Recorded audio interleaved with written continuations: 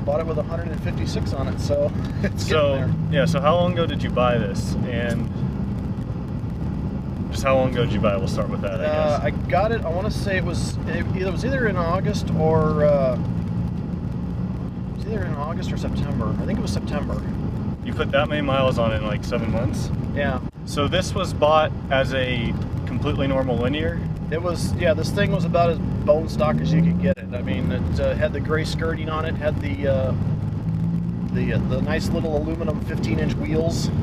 Oh, yeah. Oh, man. I mean, they looked all right for 15-inch wheels, but yeah. It's like, man, it's, come on, 15-inch wheels. So when I made friends with Anthony Farah, and I was going to buy some anniversary wheels from him, which are the ones that are on it now. I wound up getting a second one of these. Was it earlier this year? Yeah, it was earlier this year. Picked it up, and I was going to turn it into a flipper at first, and then I drove it, and I'm like, man, this is actually a fairly nice car. I don't see a reason to get rid of it. It still runs good. It had Richard's Stage 1 tune on it, and it had straight piped exhaust on it, which was ridiculously loud. Yeah, wound up taking the exhaust off that car and putting it on this one. Yeah, so I was going to say, speaking of the exhaust on this car, I mean, clearly I can hear it's not factory. So, yeah, so what is the setup on this for the exhaust?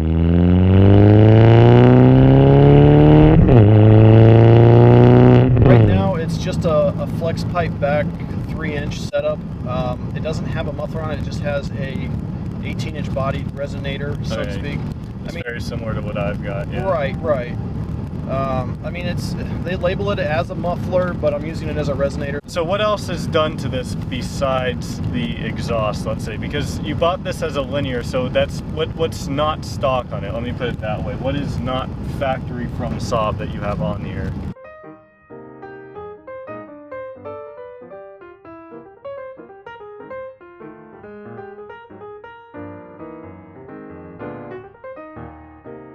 The first thing that went when I got the car was the airbox and the whole intake system, because it had a filter in it, but it didn't fit the box. So I was like, well, this is interesting. So the box was actually just sitting there. So I'm like, okay, well, that's coming out. And I had a filter and an intake tube laying around. So I'm like, okay, well, let's switch that out.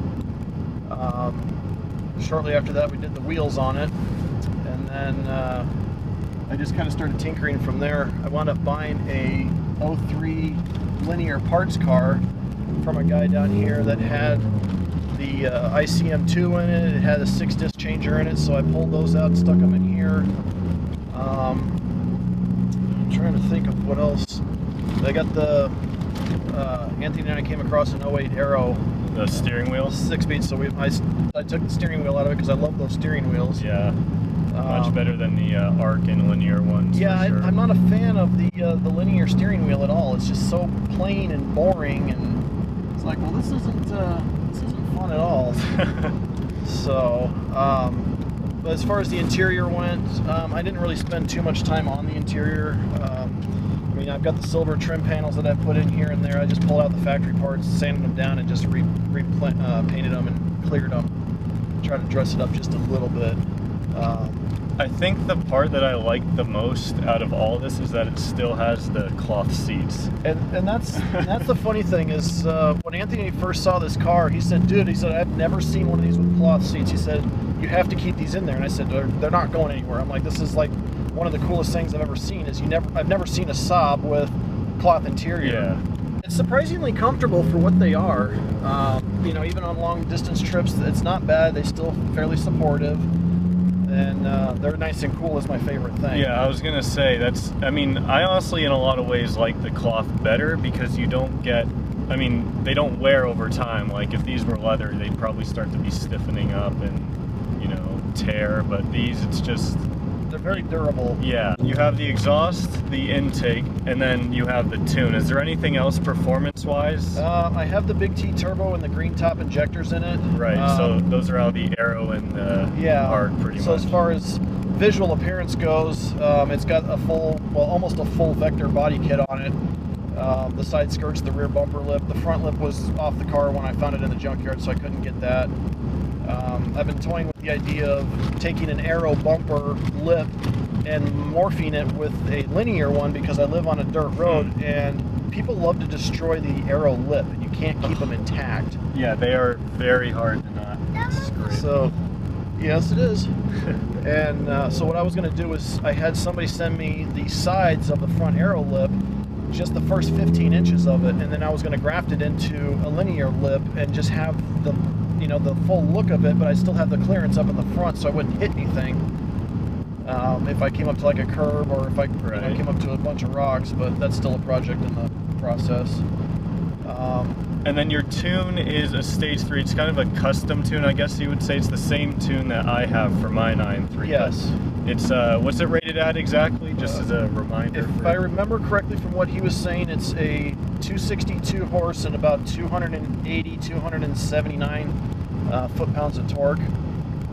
I haven't had it on the dyno yet to prove that yet, so I'm actually kind of curious. Yeah, dynoing is definitely one thing that I've wanted to do with mine for quite a while. If it gets heat soaked though, I'm going to be very disappointed with the numbers. I know that, so I got to make sure to get that intercooler first. Right. I'm one of those people where, everybody says, why don't you go get an aero? You could have saved the money, got an aero. I paid $600 for this car. I got it from a tow yard, and it was impounded from somebody who had a DUI. So I'm okay, Bubba, thank you. Just keep it back there. I got it from the tow yard, and they told me at the time, oh, it doesn't start. We can't get it to start. New key right away. It's like, okay, well, all right. So I went up there and looked at it, and I called my buddy Sean Duhane. He'd already had an 06 aero, and he's like, I'll bet you anything it'll start.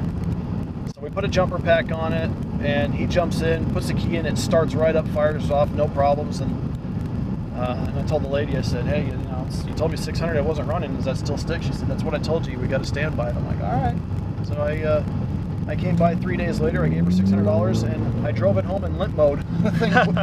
It wouldn't go above 23 miles an hour if you were going up a slight incline. So it was fun to try and get that home, but it had a bad PCM and a bad throttle body, so we changed both of those out, and the thing ran like a top ever since.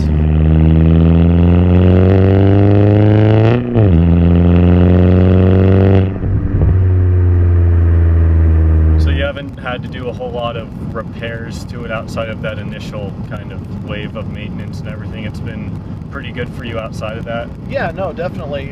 It's actually, of all the vehicles I've owned, it's been one of the most reliable, cheap cars I've ever owned. And I think a lot of people have kind of said that about Saabs, specifically these 9.3s. I mean, I feel like a lot of people just, the big misconception that these cars are unreliable and they're going to break down on you and stuff. And there's so many of them out there that are high mileage and they're just great daily drivers for so many people. I mean, even cheap ones like this. And I mean, mine was still very cheap. I mean, it was almost double what yours was, but right. And it still needed work. But just the fact that these cars can just, I don't know. I just think that the misconception is just something that kind of bothers me about these. Right. But at the same time, that makes it cheaper for people like us who love them to keep driving them and absolutely keep them on the road. And now you have some other Saabs with their parts cars. Yes, me and Anthony Farah are running what we've called Southwest Saab, where we find cars that are, that are smashed, damaged, beyond neglect. Beyond repair, and we use them for parts cars for other people that need parts, try and help keep their cars on the road. And if we find one that is still in savable condition, we'll fix it and we'll go ahead and turn around and sell it to somebody so we can keep it on the road, because ultimately keeping them out of the junkyard would be a nice thing. Yeah. What are your future plans for this car? Well, because I live on a dirt road, it's kind of hard to do much with suspension-wise and everything. Right. So the most it's going to get is I've got the rear aero vented brakes I'm going to put on it. I've got aero front brakes to put on it. And I'm going to put the front suspension from one on. Other than putting a map tune spoiler on it, just to kind of keep it as a clean appearance car. I don't want to have very anything very stock appearing, not so much sounding, because everybody knows how it is when you have a car that makes turbo noises. You have to hear everything. I've got plans to get the paint areas that are faded on it repainted so it'll look nice again. Fix some of the things that are wrong body-wise on it. Yeah, and you kind of talked, or you kind of have the same approach to this as I do with my Miata, where you're getting it it's all good under the hood now. It's all good mechanically. So now Right. you're going to work on the cosmetic part that needs work. Up until the point that the people that had it before the tow yard got it, this car was ridiculously well maintained. I was able to find service record information on it. It had a clutch dot on it 20,000 miles before I picked it up. So I was kind of stoked about that. Yeah. It had a steering wheel and an airbag replaced at one point. It had the shifter mechanism replaced. It had a bunch of engine stuff replaced. The radio at one point was replaced. I mean, there was just this long list of things that I don't even see why it was replaced, but it was all done at a Saab certified dealership. So there was records of literally everything up until the time that the people bought the car. So it was really well cared for. I think the part about this car that I like the most is to all the Saab enthusiasts out there. They see this car and they're like, wow, he did the aero steering wheel, he did the the Vector and aero body kit, and he did the anniversary wheels and this and that. And if some random stranger comes up, they're just like, oh, this is a Saab. I mean, I don't see anything special about it, but all the work that you've done to it, that it didn't, it's just the base entry level, as basic as you can get of a 9.3, and you've kind of turned it into basically an aero of that time for the most part, with the injectors, the turbo, the body kit, like I said, the newer anniversary wheels, the tune, everything. And actually, speaking of the tune, is this the stock clutch on here still? Yep. How does it handle the power? The clutch on it is stock. It had a factory original one stuck in it at 129, 130,000 miles. And it's at 173,000. It's at 173,000 now. And if you decide you want to get into it really hard on a nice cold day, it will start slipping into third gear. Yeah. So, or while it's in third gear. But other than that, if you shift it low and you just lay into it, it'll hold every single time. It seems to be handling it fairly well. I'm sure it's going to eventually just say goodbye for one day, but it's just another reason for me to, upgrade it more. Yeah, exactly. It's okay, that didn't work, let's put something better in there. And that's kind of what the whole situation of the car was, yeah, I could have bought an Aero, but the money that I've spent into this car, you can't even buy a quarter of an Aero in as good a condition. That's true. So, I mean, I've got, I paid $600 for the car. I've dumped maybe a total of $1,300 into a total just to make it look the way it is right here, and I couldn't be happier. Yeah, I mean, you've got what's basically a stage 3 car, 5-speed manual, turbocharged, for $1,300. I don't think anyone would turn that down. And I get 32 miles to the gallon on the highway, so I'm not going to complain about that. You guys, you V6 guys can be like, hey, yeah, I make all this power. Be like, I can drive to Phoenix and back on a full tank of gas. Eat that one. In terms of engine-wise, is there anything that that you see yourself doing to that to make more power? I'm probably not gonna mess with internals on it. Yeah.